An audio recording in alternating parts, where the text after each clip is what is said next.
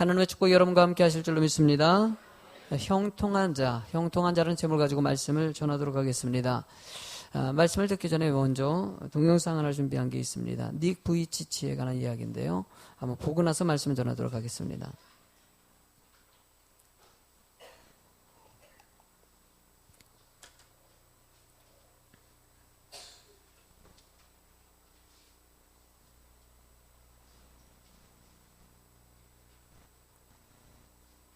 다시 틀어주실래요?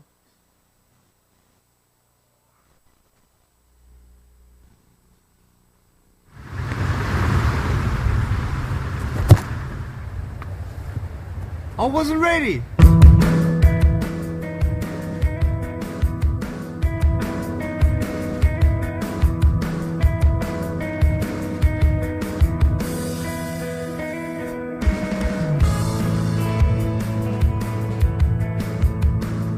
I have no arms and no legs, but I'm very thankful that I have my little chicken drumstick here.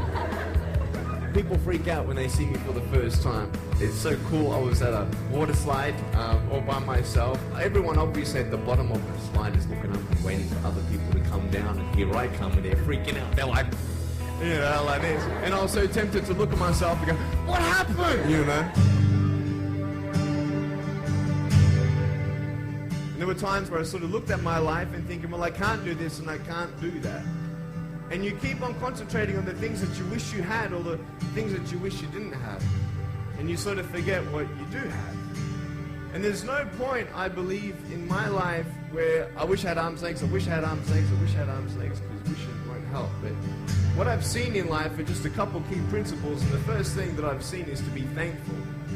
It's hard to be thankful, man. I tell you, when I was 8 years old, I sort of summed up my life and thought, I'm never going to get married. I'm not going to have a job. I'm not going to have a life of purpose. What kind of a husband am I going to be if I can't even hold my wife's hand?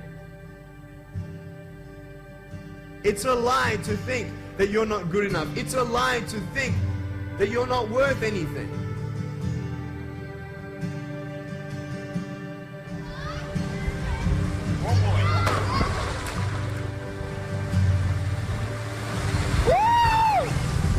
I can't feel my hands.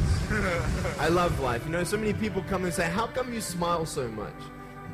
And I'm like, well, it's a long story.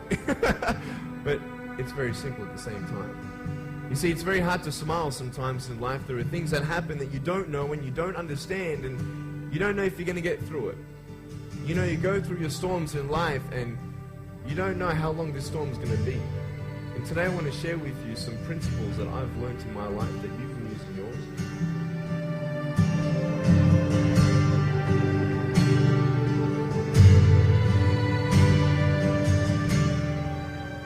Being patient is beautiful. I tell you, it's the hardest thing. But I realize I may not have hands to hold my wife's hand, but when the time comes, I'll be able to hold her heart. I don't need hands to hold her heart. You know, it is scary to know how many girls have eating disorders. It is scary to know how many people are just angry at life because of their situation at home and angry at others. It's scary to know how many people actually feel like they're worth nothing. Every single girl right here, right now, I want you to know that you are beautiful. You are gorgeous just the way you are. And you boys, you're the man. On this DVD, I share my experiences in life of how I've overcome challenges and seen a new, fresh perspective in life. To be thankful, to dream big, and to never give up. I speak to children, youth, and adults about key issues and principles that I've applied in my life that has given me the strength. 우리 닉 부이치치의 이야기 아마 제가 한 3년 전인가 저 동영상을 한번 저 동영상이 아니라 다른 거 보여드린 적이 있었죠. 제가 페이스북을 하다가 어저께 돌아와가지고 댓글을 좀 많이 메일을 보낼 것들이 있어가지고 하다가 저 동영상을 좀 보게 됐었는데 원래 준비된 건 아니었어요. 근데 오늘 설교의 본문하고 너무나 맞고 닉 부이치치의 삶이 어쩌면은 형통한 삶이라는 생각이 들었어요. 그의 특징을 보면은요, 자신의 인생에 양쪽에 팔도 없고 다리도 없고 누가 봐도 참 비참한 인생 아닙니까? 그렇게 비참하고 어려운 인생인데도 불구하고 그가 늘 기쁨과 감사 가운데 살아갈 수 있었던 거, 첫 번째 이유를 그를 갖다가 얘기하자면은 하나님을 믿었다는 사실이에요. 하나님의 은혜 가운데 있었던 이 닉 부이치치는 늘 말씀 중심 안에서 희망을 찾았던 그런 삶이었다고 얘기합니다. 그러면서 본문에서도 아까 동영상에서도 얘기했었죠. 감사함과 인내라고 얘기하고 있어요. 하나님은 궁극적으로 여러분들을 만드실 때 기쁨이 되길 원하십니다. 여러분들이 행복하고 이 땅의 평강 가운데 살아가길 원하신다는 것입니다. 오늘은 맥주 감사주일입니다, 여러분들. 유대 사람들은요, 1년에 3번의 절기를 지었어요. 무교절과 그 다음에 칠칠절과 초막절, 수장절이라고 얘기하죠. 지금으로 따지자면요, 부활절이 될 수 있고 맥주감사절이 될 수 있고 추수감사절이 될 수가 있어요. 이 세 절기를 통해 가지고 하나님을 기념하라라고 얘기합니다. 왜 세 절기를 지켰을까? 성경의 말씀을 보면요, 출애굽기 34장 22절의 말씀을 보면요, 칠칠절 곧 맥주절 초실절을 지키고 세 말에는 수장절을 지키자. 수장절은 추수감사절이고 칠칠절은 맥주감사주일을 얘기합니다. 그 이유에 대해서 24절의 말씀에 이렇게 얘기합니다. 읽어보시겠습니까? 내가 이방 나라들을 내 앞에서 쫓아내고 내 지경을 넓히니 내가 매년 3번씩 여호와 내 하나님을 뵈려고 올 때 아무도 내 땅을 탐내지 못하리라. 이스라엘 백성들이 애굽에서 노예로 인생을 살았어요. 노예로 살았던 이스라엘 백성들이 하나님께 기도함으로 모세를 통해서 출애굽하고 여호수아를 통해서 가나안 땅에 들어가지 않습니까? 전에는 노예로 살고 광야에서 살았던 이스라엘 백성들이 이제는 땅을 얻었어요. 그 땅에서 농사를 짓고 그 땅에서 수확한 것 가지고 은혜의 삶을 살게 됐다는 것입니다. 이스라엘 백성들에게 하나님이 요구하는 것은 이 모든 것이 하나님의 은혜이고 봄, 가을철에 모든 추수한 것을 하나님께 드림으로 그 땅을 주신 하나님을 기억하라는 것이에요. 여러분들, 하나님께서는 여러분들을 향해서 은혜를 주신 줄로 저는 믿습니다. 가장 큰 은혜가 무엇입니까? 예수를 믿고 구원받았다는 사실입니다. 구원받은 백성에게는요, 이스라엘 백성들이 가나안 땅의 축복 얻은 것 같이 우리들은요, 천국의 소망을 가지고 살아가는 것이에요. 그 천국의 소망이 있기 때문에 늘 은혜 가운데 감사해야 되는데도 불구하고 순간에 감사를 놓쳐버릴 때가 얼마나 많이 있습니까? 원망하고 불평하고 늘 근심과 염려하면서 낙심할 때가 얼마나 많이 있습니까? 하나님께서는 왜 절기를, 감사절을 갖다가 7월 달에도 하고 또 11월 달에도 또 하라고 얘기했을까? 여러분들 감사를 놓지 않고 늘 생각하라는 것입니다. 여러분, 오늘 본문의 말씀 형통함입니다. 어쩌면 이 형통함은요, 여러분들이 잘 되는 비전을 얘기하는 것이에요. 그 가운데서는요, 가장 중요한 원리, 바로 감사가 담겨져 있다는 것을 기억하시기 바랍니다. 어쩌면 오늘 설교랑 맥주 감사절하고 연결되어져서 참 감사하는 생각도 듭니다. 그러면 형통한 삶, 더 감사의 삶을 살기 위해서는 어떻게 해야 될까? 느헤미야를 통해서 3가지를 통해서 배웠으면 좋겠습니다. 첫 번째로는요, 기도 응답으로 사는 사람이 바로 형통한 삶을 살다는 것입니다. 여러분들, 참 이 세상에 유혹이 참 많습니다. 이런 문제가 생겼을 때 신앙생활 하면 하나님의 은혜 가운데 있을 거고 또 잘 될 거라고 생각하지만, 여러분들 믿음 생활 한다고 해서 힘든 일이 없습니까? 너무나 당연한, 너무나 많은 문제들을 우리는 만나게 됩니다. 그 문제를 만날 때마다 하나님께서는요, 답을 주신다라는 얘기를 하십니다. 왜? 말씀을 통해서 길을 알려준다는 것이죠. 여러분들 이렇게 주일날마다 이게 말씀 듣는다는 것은 여러분들이 큰 복입니다. 내 인생에 문제가 있고 여러분을 막혀가지고 근심하는 것에 대해서 어떻게 해야 될지를 갖다가 하나님께서 가르쳐 주신다는 것이에요. 이렇게 말씀으로 가르쳐 주지만은 하나님께서는 기도를 통해서 응답해 주신다고 얘기하십니다. 느헤미야 케이스가 그렇지 않습니까? 이스라엘 백성들이 너무나 힘들고 어려운 소식들을 듣자 그가 40일 동안 기도했어요. 그랬더니 하나님께서 응답 주셔가지고, 여러분들 아닥사스다 왕이 죄송합니다. 아닥사스다 왕이 자신이 성벽 건축하는 것을 막았던 사람이에요. 이스라엘이 혹시나 더 강해져가지고 자신을 공격할 수 있으니까는. 그런데도 불구하고 이 모든 문제를 여러분들 다 풀어가셔가지고 드디어 느헤미야에게 가라고 허락하시고 또 거기에 성벽 재건하는 물건까지도 지원해 줄 수 있는 그런 환경이 되지 않았습니까? 이 모든 일이 진행되는 것을 보면요, 여러분들 하나님께 기도하고 응답받은 것에서 모든 일이 시작되더라는 것이에요. 그래서 여러분들의 인생은요, 늘 하나님을 의지하고 기도할 수 있는 삶이 되는 것이 가장 중요한 것입니다. 느헤미야가 드디어 그 약속대로 이스라엘에 왔습니다. 왔고 나서 3일 동안 지금 조용히 있어요. 여러분들 생각해 보십시오. 느헤미야가 그렇게 꿈에 그리던 이스라엘에 왔어요. 근데 3일 동안 움직임이 없어요. 조용히 있어요. 뭘 했을 것 같을까요? 뭘 했을 것 같아요, 그러면요? 3일 동안 그냥 먹고 그냥 놀고 그랬을까요? 느낌이 오지요. 기도하면서 주님, 그 약속의 땅에 왔습니다. 성은 다 무너졌고 성벽도 무너졌고 눈도 타버리고 이 땅에 드디어 왔는데 주님, 이제 하나님께서 이 땅에 내가 무엇을 하기를 원하십니까?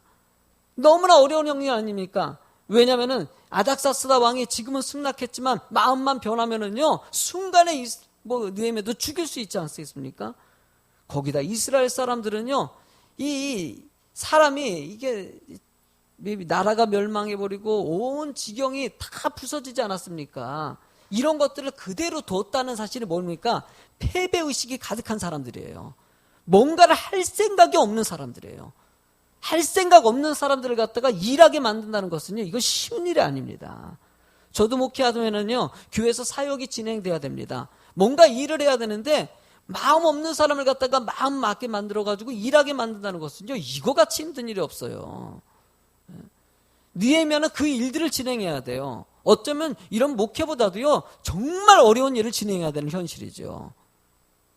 이때 느헤미야가 하나님께 기도함을 통해서 그가 가진 답이 있습니다. 그 답이 12절의 말씀에 담겨져 있습니다. 읽어보실까요? 시작. 내 하나님께 예루살렘을 위해 무엇을 할 것인지 내 마음에 주신 것을 내가 아무에게도 말하지 아니하고 밤에 일어나 몇몇 사람과 함께 나갈새 내가 탄 짐승 외에는 다른 짐승이 없더라라고 얘기합니다. 여러분이 이 부분의 말씀에 보니까 예루살렘을 위해서 무엇을 할 것인지를 내 마음에 주셨다라고 얘기합니다. 하나님이 그에게 할 바를 알려주셨다는 것이에요. 하나님은 여러분들에게도 이 할 바를 주십니다. 무엇을 해야 될지 여러분들이 가는 길이 되게 하신다는 것이에요. 늘 설교할 때도 마찬가지고 여러분 교회 사역 진행할 때도 마찬가지입니다. 이번에도 어저께 선교를 다녀왔는데 선교 진행할 때도 마찬가지입니다. 그냥 기도하고 모든 일을 진행할 때 하나님께서 거기에 필요한 것과 환경과 조건을 열어주십니다. 사실 이번 사역이요, 선교 사역, 이번에 참 놀랐어요. 우기거든요. 우기기 때문에 하루에도 2-3번씩 비가 와요. 근데 사실 이런 기도를 갖다 한다는 게 하나님 날씨 좋게 해달라고 기도한다는 것은 참 어려운 일이에요. 왜냐하면 어려운 가운데서 사역은 진행돼야 되거든요. 전에도 비 올 때도 사역 진행했거든요. 갑자기 진행하다 보니까 비가 막 쏟아져가지고 천막에서 비 새고 앰프에 물 들어가고 그래도 진행해야 되거든요. 근데 이번 사역 같은 경우는요, 너무나 많은 사람이 왔어요. 전에 같이 스케일이 작은 게 아니라 사람이 30명이 넘게 갔으니까는 사역도 컸거든요. 그러면 공간도 한정되어 있고요. 근데 하나님이 참 은혜로요. 이 3일 동안 사역 진행할 때만 비가 안 와요. 두 번째 날은 하루 종일 진행했어요. 하루 종일. 아침부터 저녁까지. 비가 안 올 수 없어요, 여러분들. 그런데 새벽에 오고 다 끝나고 저녁에 왔어요.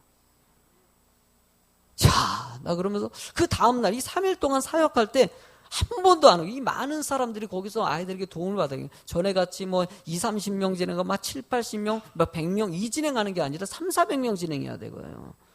아이들에게도 도움을 줘야 되고요. 목욕도 시켜줘야 되고요. 근데 알고 보니까는요, 이 사역 오기 전에 정말 목사님과 저도 기도했지만은요, 엄청나게 기도를 많이 했나 봐요. 기도 역사입니다. 그러니까 보면은. 모든 일 진행되면 그냥 되는 것이 하나도 없습니다.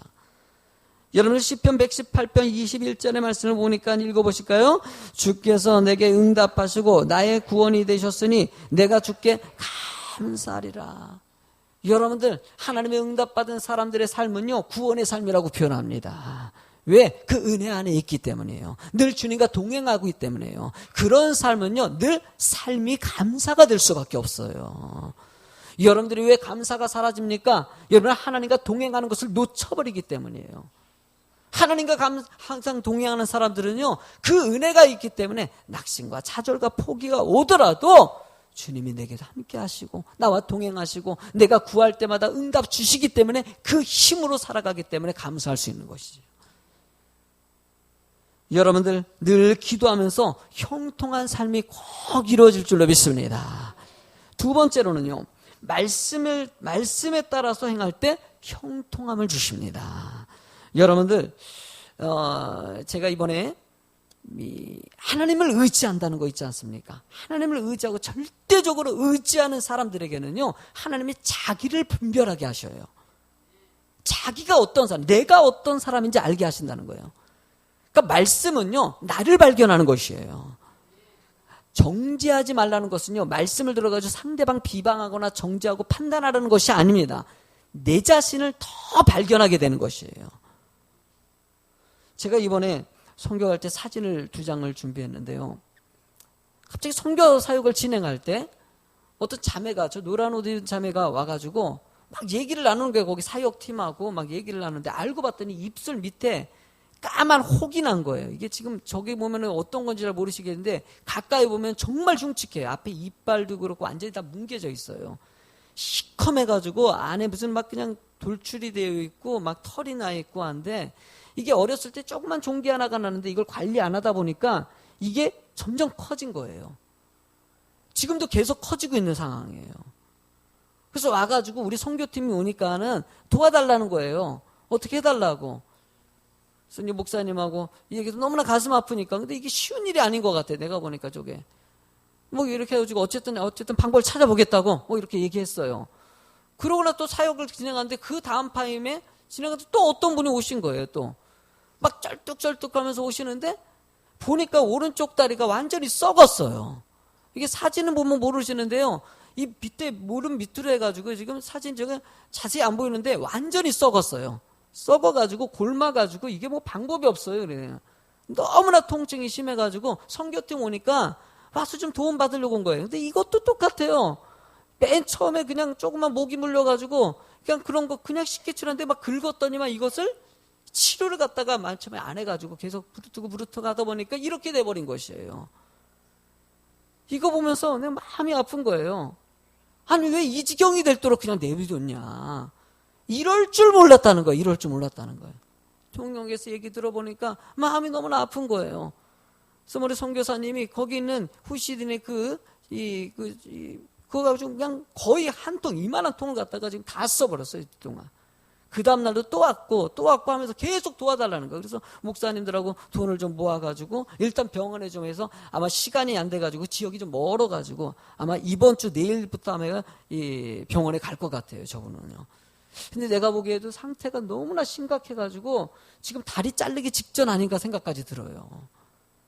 그게 보면요, 모르는 거예요. 무지해서 오는 거예요. 이걸 좀 알았더라면 좀 청결하게 하든지 뭐 깨끗하게라도 뭐 방법을 찾았을 텐데 그냥 내비두고 하다 보니까 이런 지경이 오는 것이죠. 여러분들 육신도 그런 것 같아요. 영적인 일은 더더욱 중요한 것입니다. 말씀을 통해서 자기를 발견하는 거. 어느 순간에 여러분들 영적인 것이 관리를 안 하면은요, 내 안에 영적으로 마음이 썩어져 버리는 거예요. 그러면 그거보다도 육적인 것은요, 다리 자르면 끝나는 것이지만은 영적인 것은요, 여러분 인생을 망친다는 것입니다. 여러분들, 하나님은 여러분들이 자신을 잘 발견하고 깨닫는 자가 되길 원하시는 거예요. 느헤미야가 이스라엘에 왔어요. 와가지고 하나님 말씀대로 누구에게도 얘기하지 않고 저녁에 몰래 나가가지고 지역을 다 살폈어요. 성벽은 무너졌지요. 길을 가니까 길이 막힐 정도로 너무나 현일이 처참합니다. 이런 상황 가운데서 느헤미야가 생각한 건 무엇입니까? 이스라엘 백성들에게 너희들이 이 상황이 왜 이렇게 됐는지 스스로 좀 알라는 것이에요. 그러면서 17절 말씀에 그런 얘기를 언급하고 나서 읽어보실래요? 시작. 후에 그들에게 이르기를 우리가 당한 공경은 너희도 보고 있는 바라.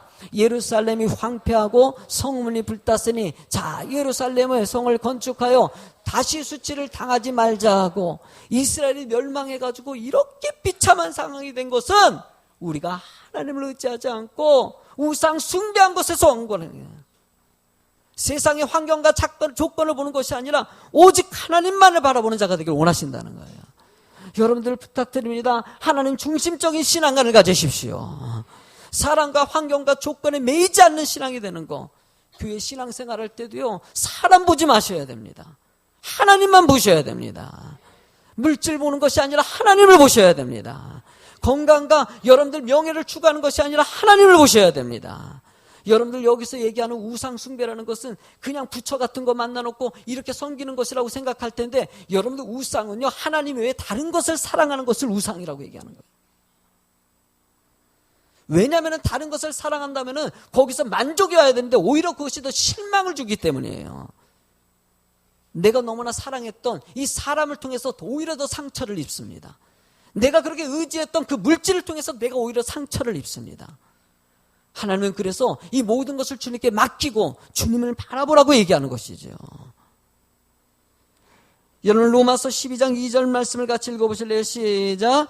너희는 이 세대를 본받지 말고 오직 마음을 새롭게 함으로 변화를 받아 하나님의 선하시고 기뻐하시고 온전하신 뜻이 무엇인지 분별하도록 하라. 바울 사도가 얘기한 것은 세상의 세대는 늘 세상 것 쫓아가면서 살아갔을 때 나중에 실망한다는 것이에요. 그래서 하나님 바라보고 우리들의 마음이 먼저 하나님 앞에 온전히 변화되길 원하신다는 거예요.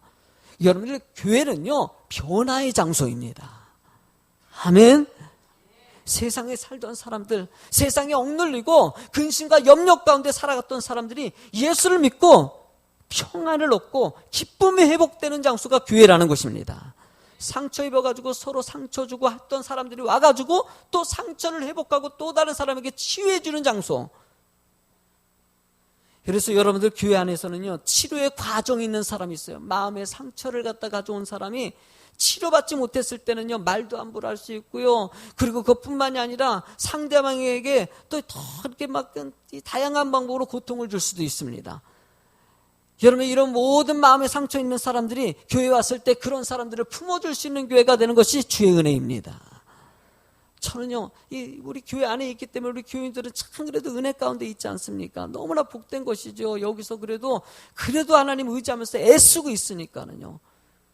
그러나 믿지 않는 사람들을 보면은요, 방법이 없어요, 방법이. 그러다 보니까 그 상처가 깊어지고 또 깊어지다 보니까 결국은 자살이라든지 극단적인 선택하는 사람들이 너무나 많아지고 있지 않습니까? 우리나라 지금 우울증 약이요, 지금 폭발적으로 지금 증가하고 있어요. 왜? 겉으로 보면 멀쩡한데도 불구하고 속에 상처 있는 사람들이 너무나 많기 때문이에요.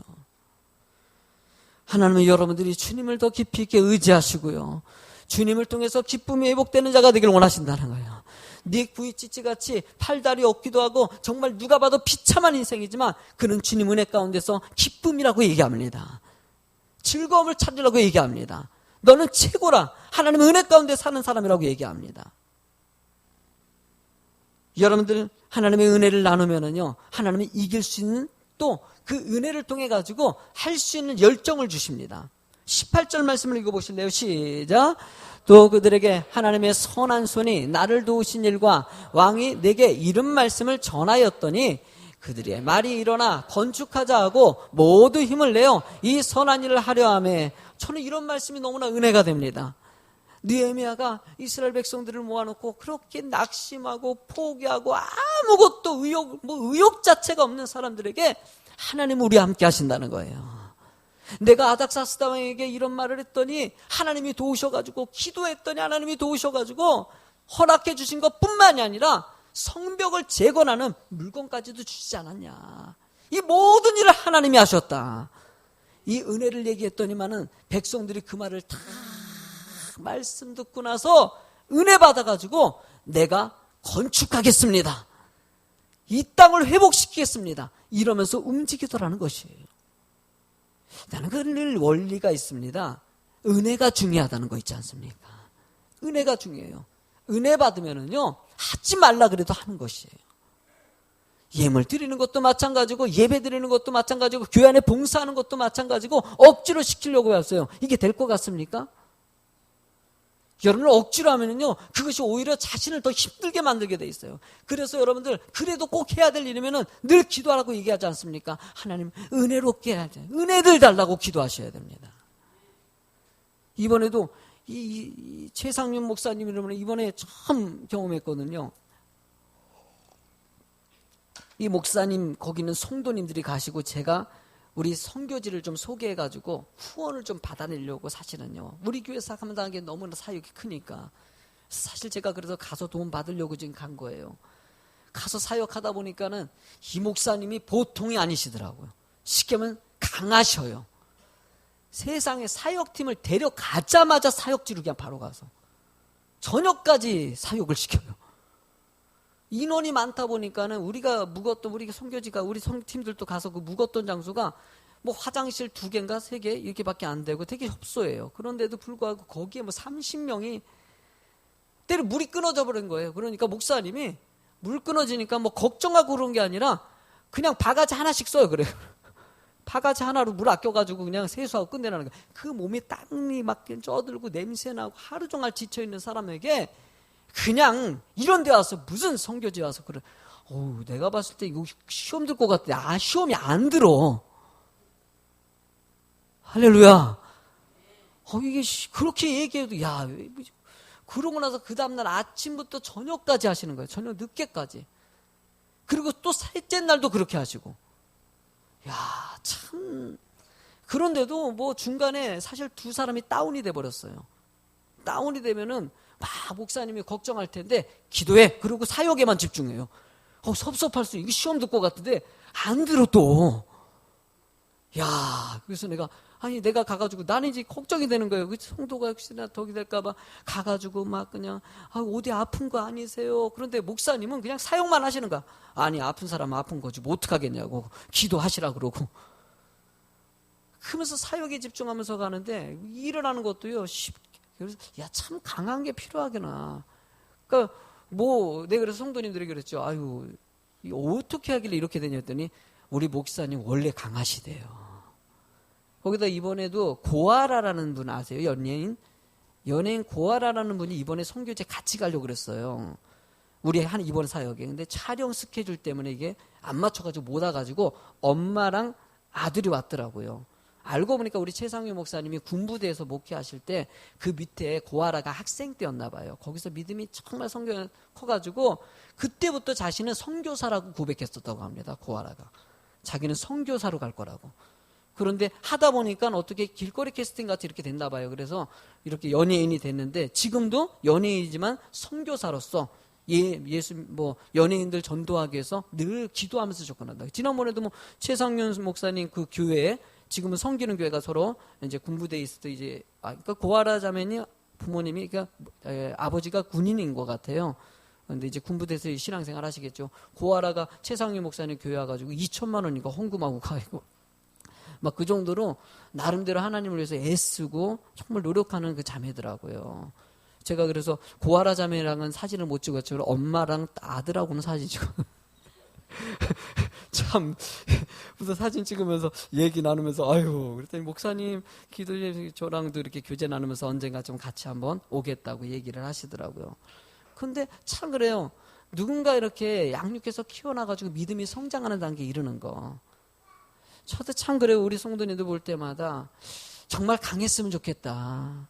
제가 보면 좀 약간 물러터진 것 같이 느껴질 때가 있어요. 내가 그러니까 이래도 막 그냥 걱정하고 염려하고 막 그런 게 좀 많거든요. 사실 그것도 필요합니다. 그러나 여러분들도 좀 하나님 은혜 가운데서 주님만 바라보시고요. 강했으면 좋겠습니다. 시험에 들지 않게 깨어 기도하라고 한 것 같이 웬만하면 시험 들지 마세요. 이겨내세요. 충분히 하나님께서 이기름을 주셨습니다. 늘 사람에게 위로받으려고 그러고 사람 쫓아다니는 것이 아니라 하나님만 바라보면요. 하나님께서 거기서 열어주시고 풀어주시는 역사가 나오게 돼 있다는 것이에요. 저는 이스라엘 백성들이 느헤미야 말에 은혜 받고 나서 스스로 자신이 건축하겠다고 선한 일에 내가 동참하겠다고 내가 하겠다고 나오는 이 열정, 이 시대에 이 열정이 필요하다는 생각이 듭니다. 자꾸 뒤로 빼고 믿음이 약해지고 이 한국의 교회들의 믿음 성장이 지금 점점 약해지고 있는 현실 가운데 하나님이 여러분들에게 좀 깨어서 하나님 예배 중심적인 삶이요, 하나님 중심적인 삶이 되길 주님이 원하신다는 거예요. 여러분, 마지막 세 번째, 여러분들 형통함을 얻는 것 중에서 가장 중요한 것은 주님의 축복을 기대하며 사는 성도들입니다. 여러분들 축복을 기대하시기 바랍니다. 주님은 여러분에게 주시려는 계획이 있다는 것이에요. 여러분들 성도들의 삶을 보면 딱 두 가지 패턴은 나눠지는 것 같아요. 맨 처음에 신앙생활하면서 하나님만을 바라보며 긍정적인 사고를 가지냐, 아니면 내 마음속에 세상 근심 있지 않습니까? 이걸 아직도 가지고 있느냐, 이 두 관점입니다. 하나님은 세상의 모든 관점들을 주님께 맡기고요, 긍정적인 사고가 되길 원하십니다. 그게 바로 형통한 삶의 근원이라고 얘기하는 것이죠. 느헤미야 특징이 바로 그럽니다. 긍정적인 마인드를 가지고 있었어요. 19절 말씀 보니까요, 산발락과 도비아가 여러분들 이 느헤미야를 갖다가 조롱하듯이 얘기하지 않습니까? 쉽게 이런 얘기예요. 네가 이렇게 지금 뭐 아닥사스다 왕이 도와줘가지고 성벽을 짓고 있지만은 아닥사스다 왕이 마음만 변하면 너 죽일 것이다. 성벽 쌓는 것은 아닥사스다 왕이 가장 싫어하는 거 아니냐. 이러면서 조롱하는데도 불구하고 느헤미야는요, 절대 사람 말에 흔들리지 않습니다. 느헤미야 리더십의 가장 은혜인 건요, 사람 말에 흔들리지 않는다는 거. 교회는요, 여러분들 사람 말, 여러분 신천지도 교회 안에서 가장 악한 사단의 전략은요, 말로 사람을 움직이는 거예요. 신천지도 와가지고 성도님들이 막 그냥 안 좋은 얘기, 성도들이 안 좋은 얘기를 갖다 불건해가지고 부정적으로 얘기하고, 목사의 부정적인, 전도사의 부정적인, 리더자의 부정적인 얘기를 옮겨가면서 교회를 갖다가 흔들어 놓거든요. 그러면서 교회를 무너뜨리는 사단의 전략들이 교회를 얼마나 가득 찬지 모릅니다. 그런데도 누가 이런 말을 하건 저런 말을 하건 그래도 사랑하고, 그래도 사랑하고, 그래도 사랑하고, 그래도 용서하고, 그래도 용서하고, 그래도 좋게 보고, 그래도 좋게 보는 사람이 되는 거. 느헤미야 사고가 이런 사고였다는 것이에요. 산발락과 도비아가 그렇게 조롱하고 안 좋게 얘기하는데도 20절 말씀에 이렇게 얘기합니다. 읽어보시죠. 시작. 내가 그들에게 대답하여 이르되 하늘의 하나님이 우리를 형통하게 하시리니 그의 종들인 우리가 일어나 건축하려니와 오직 너희는 예루살렘에서 아무 기업도 없고 권리도 없고 기억되는 바도 없다 하였느니라. 너희들이 아무리 나를 조롱한다 그래도 여러분들 그 말에 대꾸도 안 합니다. 하나님이 나에게 형통하게 하실 거라는 거예요. 나를 아무리 무너뜨리게 하고 나를 힘들게 하고 나를 낙심하게 만들더라도 하나님은 나와 함께 하신다는 거예요. 여러분은 사람 보지 마십시오. 환경 보지 마십시오. 하나님을 통해서 오는 형통함을 바라보시고 누가 나를 힘들게 하더라도 하나님은 나에게 복을 주실 것이다. 고백하십시오. 하나님은 나에게 복을 주신다. 믿으십니까? 여러분들 이 믿음이 여러분들의 삶을 이끌어가는 거예요. 느헤미야는 여기뿐만이 아니라 나중에 백성들이 또 힘들게 만듭니다. 그럴 때도 하나님은 나와 함께 하신다. 하나님은 형통함을 주신다. 이 믿음을 놓지 않으니까 그의 인생이 형통함으로 이스라엘이 재건되는 역사가 나타나지 않습니까? 모세가 이스라엘 백성들을 출애굽해서 홍해를 건너가서 광야에 40년 동안 너무나 위대한 일을 했지만은요, 욕을 갖다가 바가지로 먹은 사람이 모세입니다. 백성들이 모세를 죽이려고 하지 않습니까? 그렇게 축복해 줬는데도 불구하고 죽이려는 이스라엘 백성들을 모세는 끊임없이 그들을 축복하고 또 기도하고 또 기도합니다. 결국은 120년 동안의 인생을 마무리하고 죽기 직전에 유언 같은 설교를 하셨는데 신명기서가 그 내용입니다. 그 중에서 저는 너무나도 좋아하는 말씀이 있습니다. 내가 설교 시간에 몇 번 반복했죠. 이거는 계속 들어도 상관없는 말이에요. 신명기 33장 29절 말씀 크게 읽어보세요. 시작. 이스라엘이여 너는 행복한 사람이로다. 여호와의 구원을 너같이 얻은 백성이 누구냐. 그는 너를 돕는 방패시요 내 영광의 칼이시로다. 내 대적이 내게 복종하리니 내가 그들의 높은 것을 밟으리로다. 아멘. 모세의 인생을 보면 너무나 힘들었어요.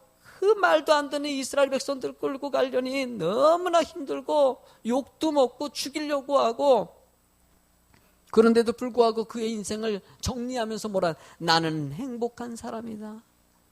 나는 행복합니다. 나는 행복합니다. 이거 복음성가예요, 내가 뭘. 이거 다 그냥 너무 좋은 노래. 가요, 여러분 가요 나쁘게 보지 마십시오. 가사 내용이 하나님을 찬양하고 있는 것들이 얼마나 많은지 몰라요.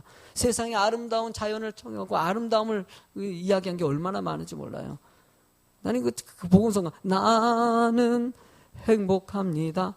나는 행복합니다. 나는 행복합니다. 정말 정말 행복합니다. 할렐루야. 고백합시다. 나는 행복합니다. 나는 행복합니다. 정말 정말 행복합니다. 여러분, 하나님이 나와 함께 하시기 때문이에요. 하나님이 나와 함께 하시기 때문에. 돈이 있어서가 아니고, 명예가 있어서가 아니고, 건강이 있어서가 아니고, 주님이 나와 함께 하시니까 내가 행복할 수 있는 것이에요. 낙심 있고 근심 있고 염려가 있고 지금도 풀어지지 못한 숙제들이, 내가 성도님들 얼굴 내가 보면요 딱 알아요. 아이고